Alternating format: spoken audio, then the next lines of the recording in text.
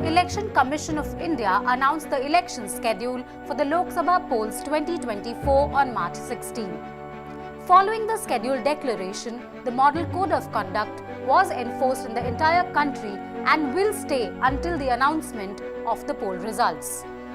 The enforcement of the Model Code of Conduct will profoundly alter the normal functioning of the government. But before we get to what all changes from tomorrow, what exactly is the Model Code of Conduct?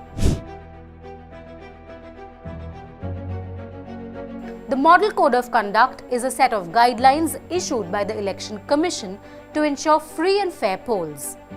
Its imposition alters the regular functioning of the government as it imposes several restrictions on the ruling party as well as the opposition.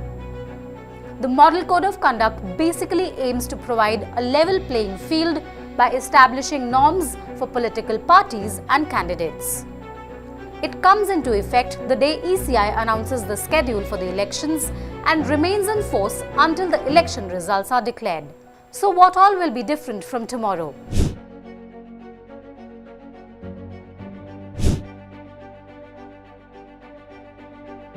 The ruling government is prohibited from announcing any financial grants or making promises after the elections are announced under the provisions of the MoC. Centre also cannot lay foundation stones or initiate projects or schemes of any kind. Promises related to the construction of roads, provision of drinking water facilities, etc. are not permitted during this period. Ad hoc appointments in government or public undertakings that could influence voters in favor of the ruling party are prohibited. With the announcement of the Lok Sabha election schedule, ministers and other authorities cannot sanction grants or payments from discretionary funds once the elections are announced. After the Model Code of Conduct comes into force, official visits shall not be combined with electioneering work, and the use of official machinery or personnel for electioneering is strictly prohibited under the ECI guidelines.